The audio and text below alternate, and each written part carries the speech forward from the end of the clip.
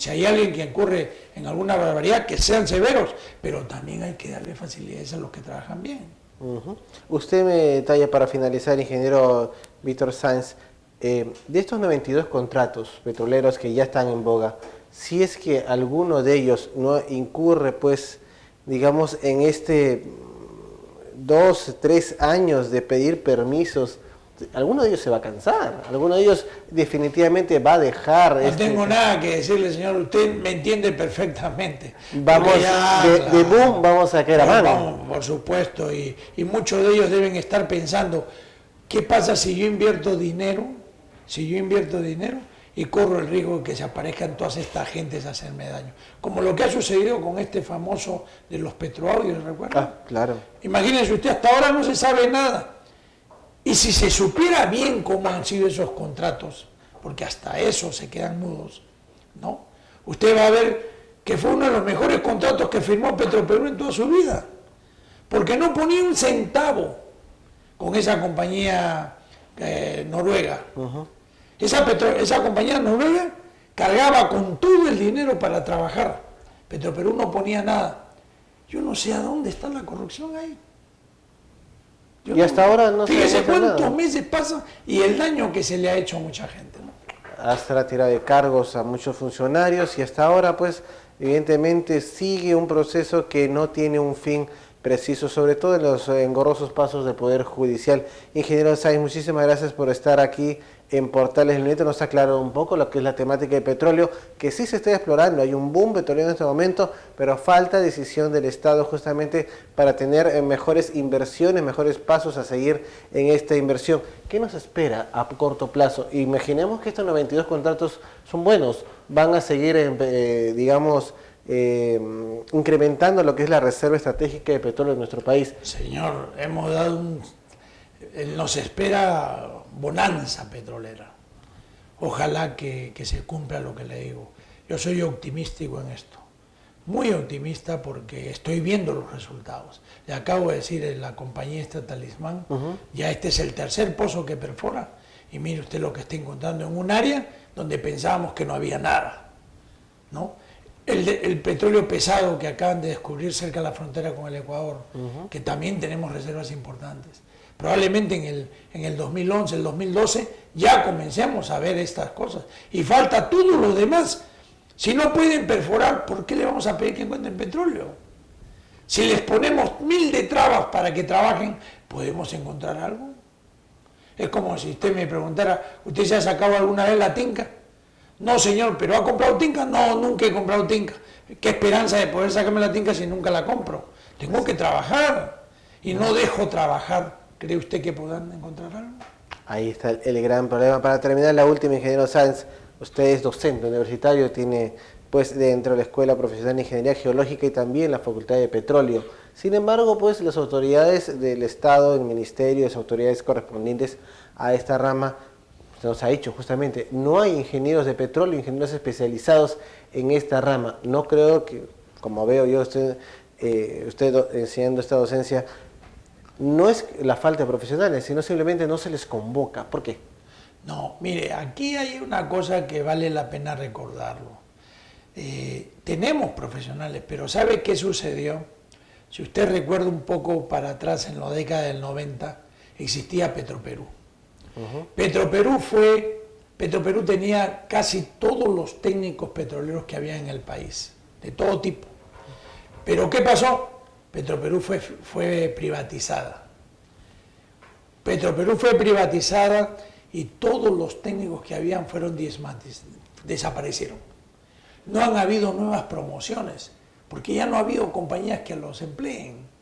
No ha habido preparación. No ha habido entrenamiento de nuevos profesionales. ¿No había dónde? ¿De dónde si no había en qué usarlos? Entonces, esa parte es verdad. En estos momentos hay falta de técnicos que yo estoy seguro que poco a poco, con todas las empresas que están viniendo, con el trabajo que va a haber y con la mano del Estado que fiscalice también, que entrene al personal, que le dé oportunidades al personal peruano, ¿no? Que los desarrolle lo mejor que pueda, vamos a tener profesionales adecuados en el futuro. Okay, Yo creo que es muy importante. La universidad, por ejemplo, que usted no tiene ni facilidades para poder enseñar. La mejor universidad del Perú en este momento en ingeniería. Oiga, no solamente tenemos dinero para los aspectos administrativos, pero si yo quiero investigar, si yo tengo que sacar a mi gente para que conozca el territorio peruano, no tengo dinero. Para poder mover a mis alumnos, para poderle dar mejores clases, tampoco tenemos dinero. Entonces estamos mediatizados. La Universidad de Ingeniería, desgraciadamente, por ejemplo, para que tenga usted una idea, no recibe canon de nada. Todas las universidades del Perú reciben canon, porque están en Cajamarca, porque están en el Cusco, porque están en Arequipa, porque sabe Dios, o en Huancayo, lo que fuera. Que está bien que las reciban, pero ojalá también nosotros pudiéramos recibir algo para poder desarrollarnos. No tenemos. Hacemos lo que podemos. Muchísimas gracias. La realidad un poco nos ha vislumbrado el ingeniero Víctor Raúl Sáenz Parra, lo que significa estudiar en el Perú, porque en algunos sectores todavía hay falta. ¿Por qué? Simplemente pues repetimos los términos que siempre estamos señalando: falta de un planeamiento estratégico en educación, en la explotación petrolera, hacia dónde se quiere llegar, y por supuesto si queremos que haya más petróleo debemos dar facilidades y no tantas trabas desde el mismo Estado, como nos ha señalado que en el Ministerio hasta 3 años se pueden demorar para otorgar permisos correspondientes. Muchísimas gracias nuevamente, ingeniero Víctor Sáenz Parra, por venir aquí a aportarles, a esclarecernos un poco este panorama, ya que tanto se habla del gas y el petróleo un poco se ha olvidado, y totalmente estamos en un buen momento en nuestro país, a pesar de que en el mundo entero pues todavía se hablen de otras temáticas y se hablen de crisis. En el Perú se puede ya estar hablando de un boom del petróleo.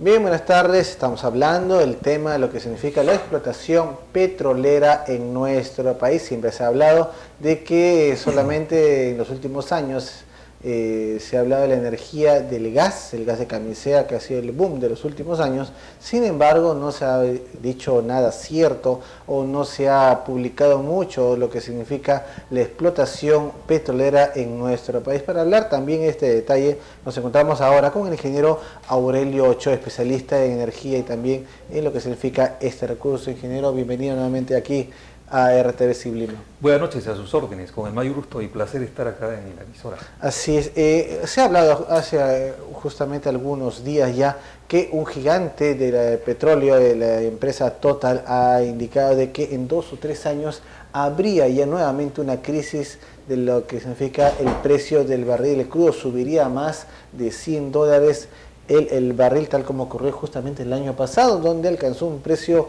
inimaginable para algunos especialistas. Sin embargo, ¿cuál es la situación en nuestro país? Primero, antes de detallar esta temática a nivel mundial, de qué se está hablando para los próximos años, que quiere decir que hay una perspectiva, hay una planificación, desde ahora se está planificando qué puede pasar y qué previsiones se pueden tomar. En el Perú, ¿cómo se está tomando este tipo de casos? Bueno, en primer lugar, el entorno internacional, efectivamente, es probable el escenario que ha señalado este representante de Repsol.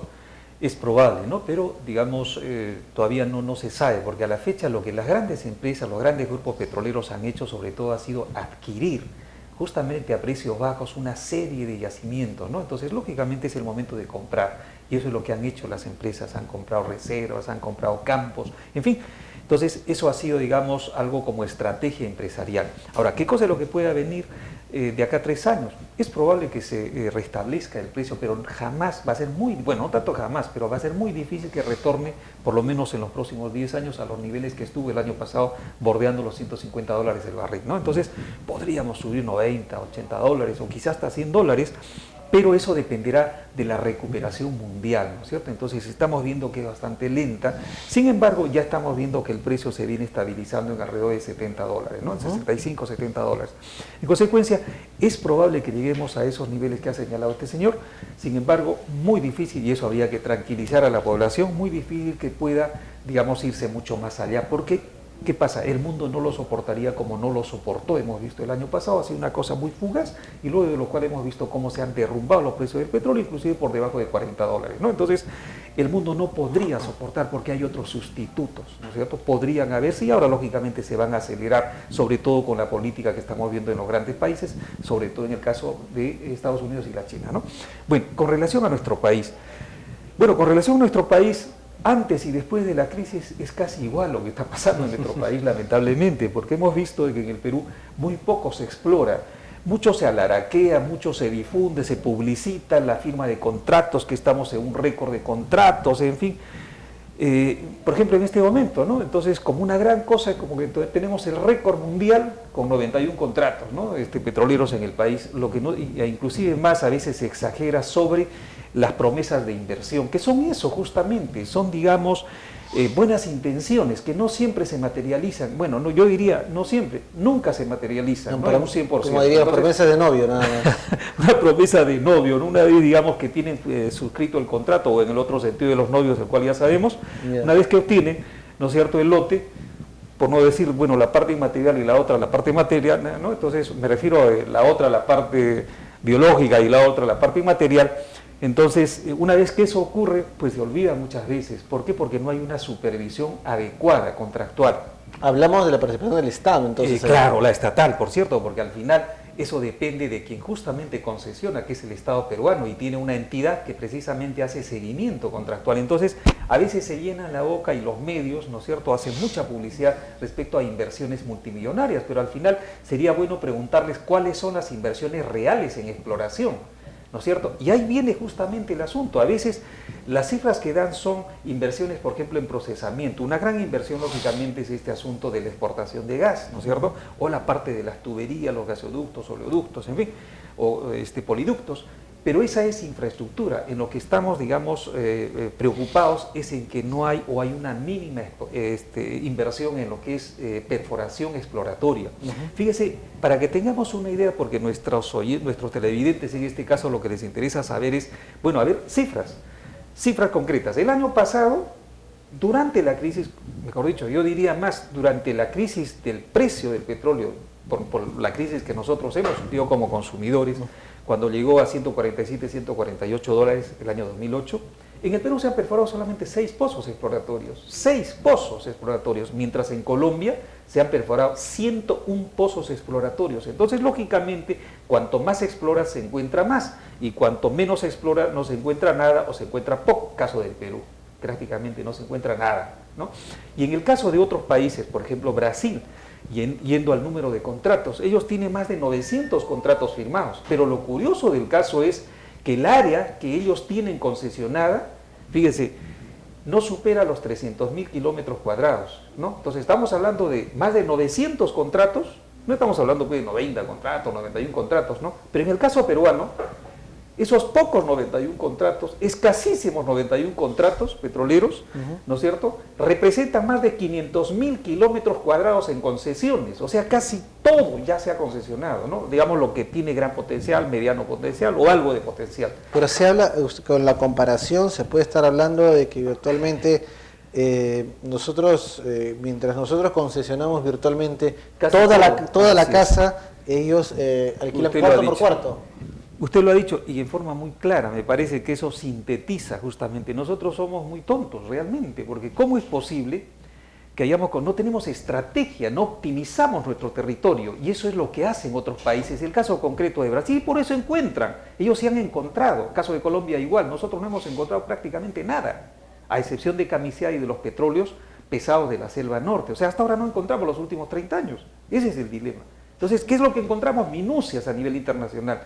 Entonces, yo pienso que eso hay que sincerar. Entonces, creo que hay que, de todas maneras, hacer una reingeniería de la política petrolera peruana, de tal manera que no estemos continuando en este caso siendo netos importadores, pero masivos importadores, porque fíjese, esto representa el año pasado más de 2.500 millones de dólares en déficit en nuestra balanza comercial de hidrocarburos como consecuencia de la importación precisamente de petróleo y de diésel, ¿no? Entonces, ¿por qué razón? Porque simplemente no tenemos. Nosotros con las justas producimos alrededor de unos 65, 66 mil barriles de petróleo, ¿se da cuenta?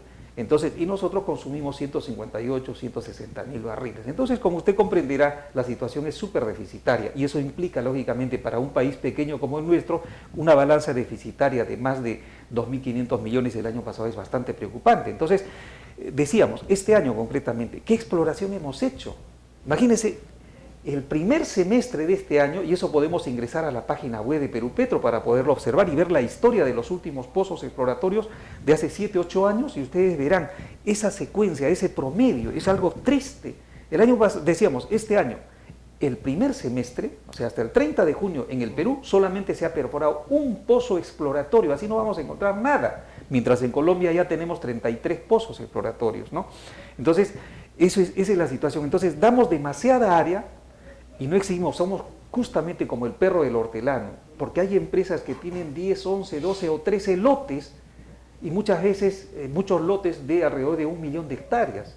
Entonces, ¿qué pasa? Acumulan mucho y trabajan poco.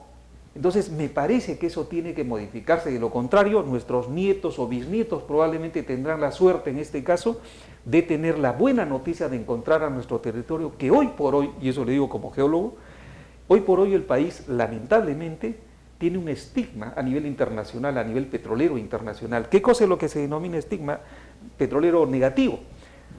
Que tiene un alto riesgo geológico. ¿Por qué razón? Porque no encuentra nada.